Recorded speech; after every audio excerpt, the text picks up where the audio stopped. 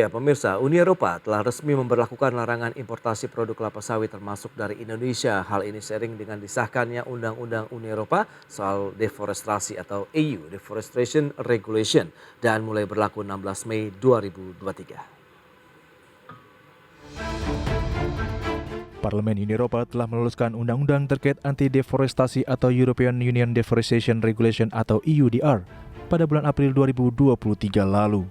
EUDR merupakan regulasi Uni Eropa yang bertujuan mengenakan kewajiban uji tuntas terhadap 7 komoditas pertanian dan kehutanan yang terdiri dari kelapa sawit atau CPO, kopi, karet, kayu, kakao, daging, dan kedelai, berikut dengan produk turunannya.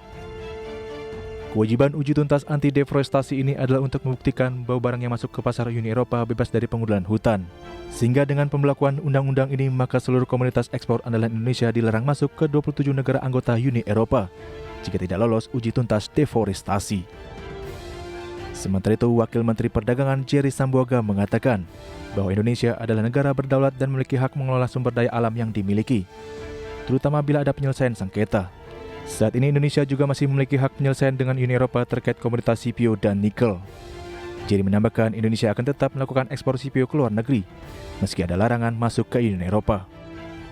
Intinya kita sebagai negara berdaulat, kita punya hak untuk mengeksersis hak kita kalau misalnya ada dispute settlement.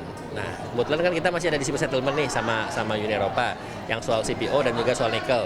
Kita jalani aja, kita lihat. Tetapi intinya yang pesan yang ingin saya sampaikan adalah begini, jangan ada hal yang diskriminatif, nggak boleh itu. Jadi ada kebijakan diskriminatif kepada produk kita. Kita kan punya produk, kita berhak untuk mengekspor kemanapun. Bahkan kita mengelola apa yang kita ekspor juga kita berhak. Ya, jadi sehingga saya agak ingin menyampaikan pesan bahwa negara kebijakan itu harus setara gitu, harus equal. Apalagi ada persepsi di mana kadang-kadang negara-negara tertentu itu tidak memberikan kebijakan yang adil ya kepada negara-negara yang lain. Nah, ini yang saya ingin address bahwa harus ada kesetaraan. Sementara itu, ekspor minyak sawit mentah atau crude palm oil atau CPO Indonesia ke sejumlah negara Uni Eropa pada tahun 2022 mengalami penurunan 23% dibandingkan tahun sebelumnya. Dari Jakarta, Heru Trinarto, Tim Liputan IDX Channel. Baik, pemirsa, untuk membahas tema kita kali ini, menyikapi larangan CPO Indonesia masuk ke Uni Eropa, sudah tersambung melalui Zoom bersama dengan Bapak Fadil Hasan, Ketua Bidang Luar Negeri Gabungan Pengusaha Sawit Indonesia atau GAPKI. Ya, halo, selamat pagi waktu Indonesia, Pak Fadil.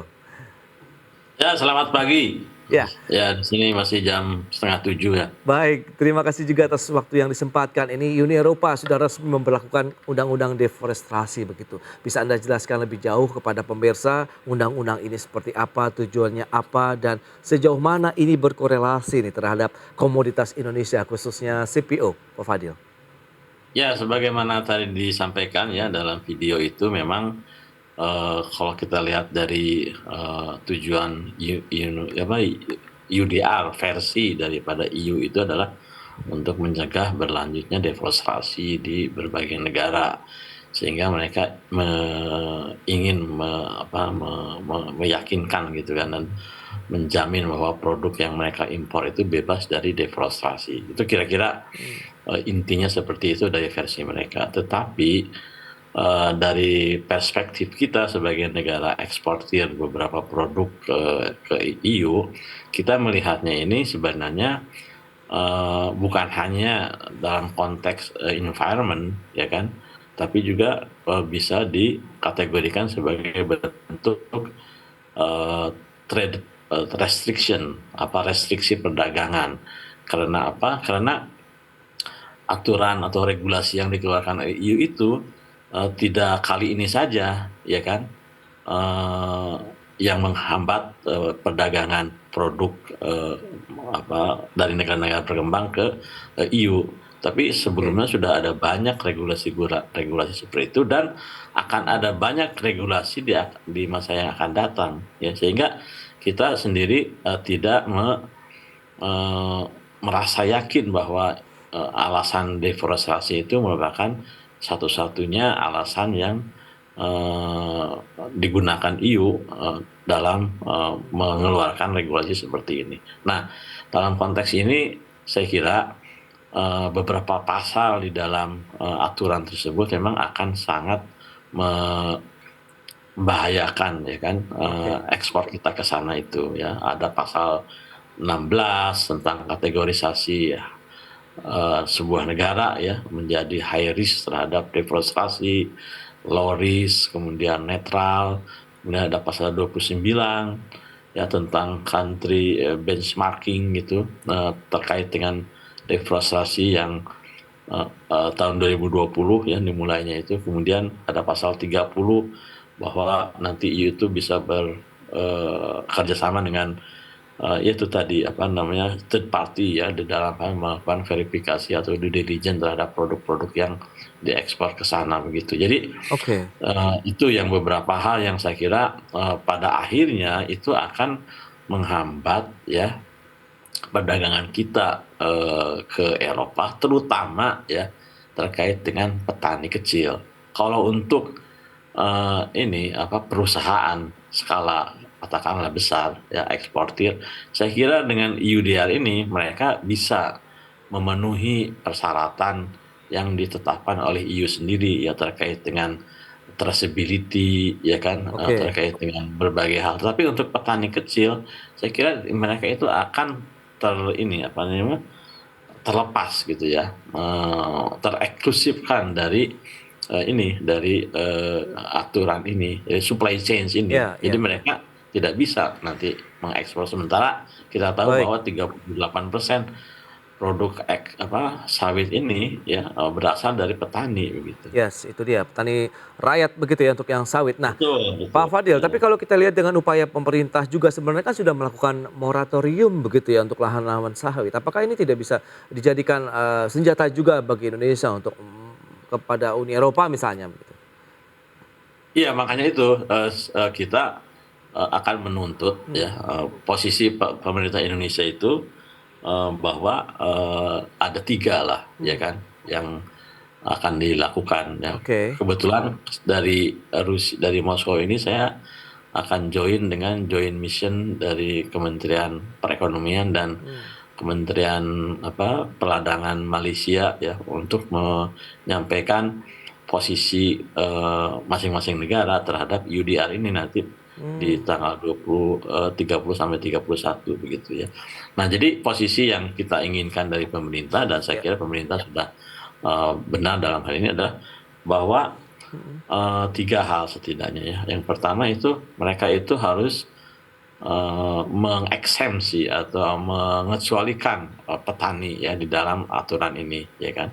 Kemudian yang kedua adalah bahwa harus ada jaminan Indonesia ini dikategorikan sebagai low risk country ya kan.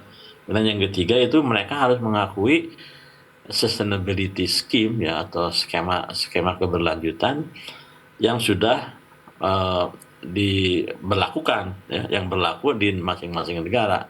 Misalnya Indonesia memiliki ISPO, Malaysia memiliki MSPO, kemudian juga ada skema sustainability RSPO, ISCC. Mereka harus mengakui ini gitu. Jadi jangan mereka melakukan unilateral ini apa namanya keputusan yang unilateral dalam konteks ini gitu. Oke, nah itu dia kalau dengan kondisi yang ada begitu hubungan pedagang Indonesia sendiri khususnya ekspor CPO kita ke Uni Eropa seperti apa sih posisinya Pak Fadil sejauh ini ya?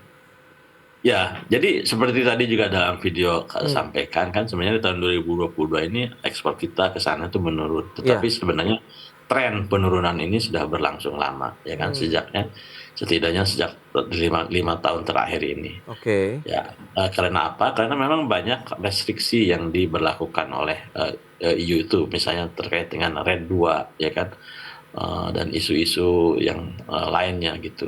Nah, sementara kalau kita lihat dari konsumsi minyak nabati EU ini ya meningkat terus. Artinya apa? Artinya ada pergeseran dalam konsumsi minyak nabati di Eropa ini dari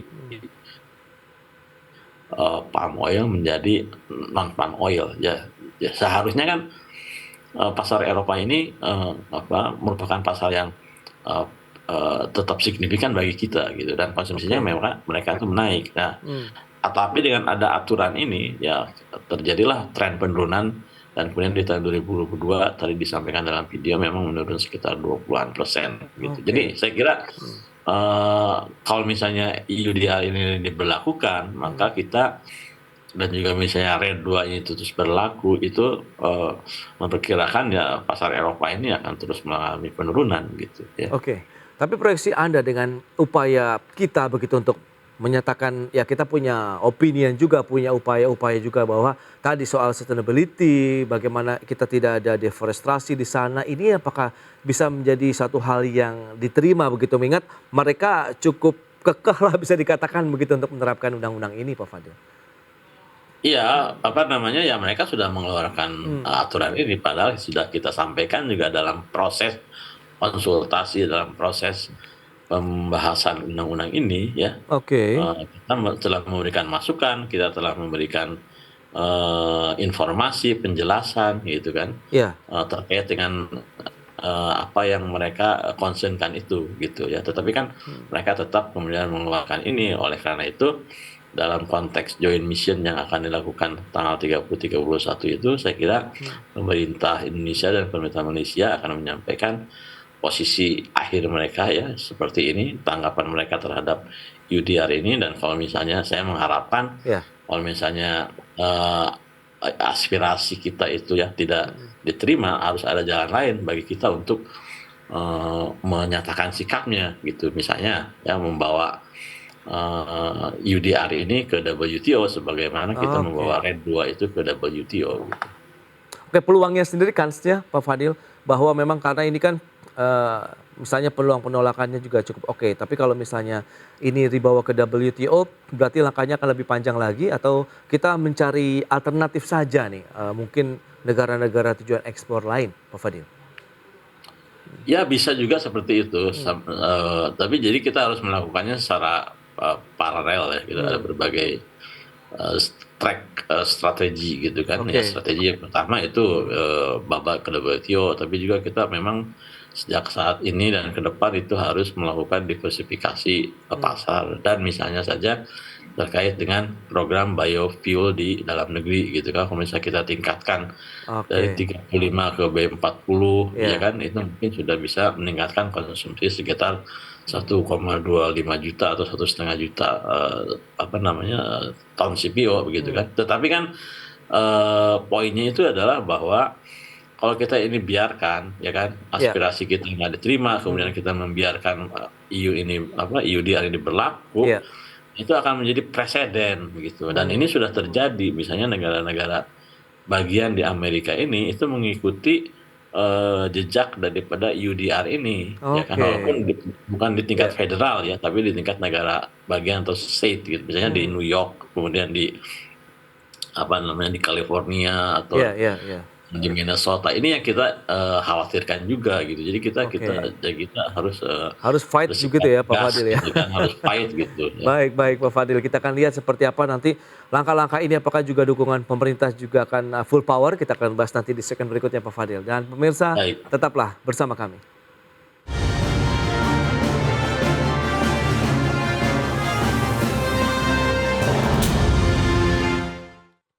Baik pemirsa, berikut ini kami sampaikan sejumlah data untuk Anda. Kita akan lihat dari sisi nilai ekspor CPO Indonesia di tahun 2022 dan juga volume ekspor CPO Indonesia. Ya, kita akan cermati dari sisi nilai ekspor CPO di tahun 2022. Tahun 2022 itu nilainya mencapai 27,76 miliar dolar Amerika, naik sekitar 3,7% dibandingkan dengan tahun 2021, 26,75%. Bahkan kalau kita bandingkan dengan tahun 2017 lalu, ini kenaikannya 50,05%. Dari 18,5 miliar dolar menjadi 27,76 miliar dolar Amerika di tahun 2022. Nah, untuk volume ekspor CPO-nya kita lihat. Ini justru mengalami penurunan pemirsa.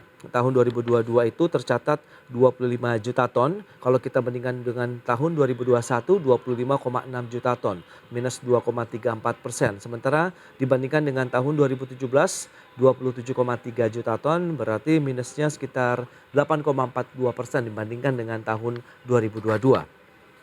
Dan berikutnya negara Uni Eropa yang menjadi tujuan ekspor CPO. Tahun 2022 itu mana saja kalau kita lihat perbandingannya tahun 2022 dan 2021.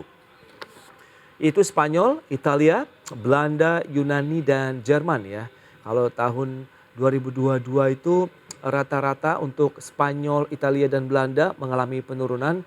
Yunani ini nampaknya mengalami kenaikan untuk tujuan ekspor kita untuk CPO ya. Kemudian Jerman juga mengalami penurunan. Baik, kita akan lanjutkan kembali perbincangan bersama dengan Bapak Fadil Hasan, Ketua Bidang Luar Negeri GAPKI.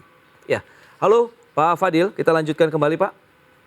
Ya, Baik, nah lantas langkah-langkah yang perlu dicermati kalau kita lihat dari sisi nilai ekspor CPO kita ke luar negeri begitu ya.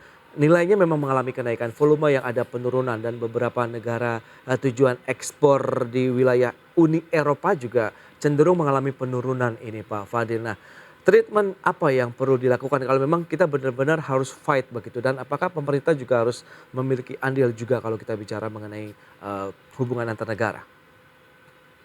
iya saya kira kalau kita lihat data memang kenaikan nilai itu semata-mata karena kenaikan harga ya kan di tahun 2021 sampai 2022 kan harga CPO ini mengalami kenaikan karena salah satunya akibat dari apa namanya perang, kemudian juga ada dampak dari pandemi COVID yang menyebabkan apa distorsi terhadap supply ya seperti Oke, itu. Tapi kalau misalnya kita lihat dari sisi volume, itu sebenarnya kita mengkhawatirkan karena tren penurunan ekspor itu ini apa namanya sudah berlangsung cukup lama gitu ya kan. oke, Jadi eh, mudah artinya memang terjadi pergeseran apa namanya salah satu sebabnya tuh karena konsumsi di dalam negeri pun meningkat gitu apa dengan adanya program biofuel itu gitu. Tetapi saya kira kan apa eh, upaya untuk bisa kita tetap mempertahankan bahkan meningkatkan volume dan nilai ekspor CPO kita itu ya banyak telah dilakukan ya baik oleh pemerintah saya kira ya dan dunia usaha sendiri begitu. Nah, tetapi juga memang ada beberapa kebijakan pemerintah di dalam negeri itu yang bias gitu ya oh, against ekspor ini gitu. oke. Nah, nah ini yang saya kira harus juga diperbaiki gitu. Oke, di sisi yang mana nih kalau Anda katakan bias begitu dari sisi kebijakan Ya, pemerintah maksud terkait saya dengan misalnya CPO? terkait dengan DMO ya kan dan Oke, DMO ya, ya. ya kan dan dengan adanya rasio DMO itu kan sebenarnya memberikan restriksi terhadap ekspor gitu ya Oke, di ya, tengah ya. memang pasar global yang agak melemah akhir-akhir ini tetapi justru karena pasar global ini melemah ya Ya. kan kita harus merelaksasi aturan restriksi ekspor di dalam negeri gitu ya kan Hmm, supaya ya kita bisa semakin eh, bisa apa namanya bisa mencari jalan yang lebih fleksibel lagi begitu. Jadi jangan sampai oke. ketika pasar di dalam apa di luar negeri itu internasional agak melemah, Mhm. kita sendiri melakukan restriksi yang menurut saya tidak apa namanya sudah tidak ini lagi tidak tepat lagi saatnya Oke. begitu. Ya kan? Oke, nah relaksasi seperti apa yang diharapkan teman-teman pelaku usaha CPO begitu? Mengingat kalau memang kondisi pasar sedang melemah, berarti kita harus meningkatkan konsumsi di dalam negeri ini, Pak Fadil. Ya, terkait misalnya dengan review kebijakan DMO, ya Mhm, kan, Domestic Market Obligation ya, gitu. Nah, sebenarnya kan memang DMO ini merupakan kebijakan yang dikeluarkan ketika terjadi sebenarnya ya terjadi kelangkaan dan harga minyak goreng yang meningkat tajam gitu ya. Jadi oke. mungkin saat itu bisa kita maklumi gitu kan. Tetapi sekarang ini nggak ada lagi isu itu, tidak ada lagi isu kelangkaan yang sebenarnya juga memang bukan kelangkaan sesungguhnya, tetapi artificial scarcity itu ya. Kemudian juga harga juga kan sekarang nih dalam setahun terakhir ini sudah mengalami penurunan ya kan. Jadi dari tidak ada lagi menurut saya isu terkait dengan eh, hal tersebut sehingga kebijakan DMO dan DPO ini seharusnya direview lah, dipertimbangkan untuk dihapuskan ya, dan kita kembali ke normal gitu. Karena juga dengan adanya kebijakan DMO DPO itu banyak pembeli di luar negeri ini yang mempertanyakan ya berubah-ubahnya aturan gitu. Baik, nah Pak Fadil, Anda lihat bagaimana lantas proyeksi dan juga potensi pasar CPO sendiri ke depan gitu. Kalau memang ada restriktif lah kita lihat begitu ya, ada semacam penolakan dari Uni Eropa begitu. Lantas bagaimana kita bisa meningkatkan dari sisi produksi, menjagalah paling tidak untuk produksi dan juga ketenaga kerjaan yang mereka bekerja di industri kelapa sawit, Pak Fadil. Ya, jadi saya kira strateginya itu minimal ada dual track gitu ya. Oke. Pertama kita harus melakukan diversifikasi pasar, ya. Yang kemudian yang kedua kita harus meningkatkan konsumsi dalam negeri supaya pasar ekspor ini ya setidaknya bisa dikurangi ketergantungannya. Ya. Kemudian yang ketiga kita juga harus memperbaiki kebijakan kita sendiri di dalam negeri ya. Terkait dengan DMO dan DPO itu gitu. Nah itu jadi ada yang sifatnya itu eksternal ya, yang tadi itu diversifikasi, kemudian yang sifatnya internal gitu di dalam negeri sendiri gitu. Saya masih merasa optimis bahwa ke depan saya kira dengan adanya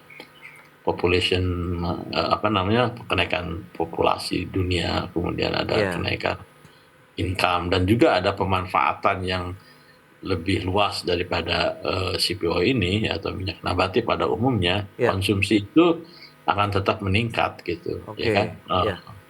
Malah yang menjadi persoalan itu sebenarnya adalah tren produksi dan produktivitas dari CPO ini ya yang mengalami stagnasi selama ini.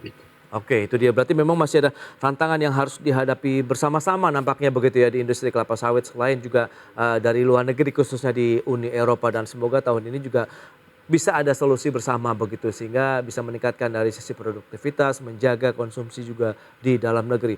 Baik Pak Fadil, terima kasih banyak atas waktu dan sharing yang sudah Anda sampaikan kepada pemirsa pada hari ini. Selamat melanjutkan aktivitas Anda kembali. Salam sehat Pak Fadil. Ya, terima kasih. Selamat pagi. Ya. Baik pemirsa, 1 jam sudah saya menemani Anda dalam Market Review. Saya Prasetyo Wibowo beserta kerabat kerja yang bertugas undur diri. Terima kasih dan sampai jumpa.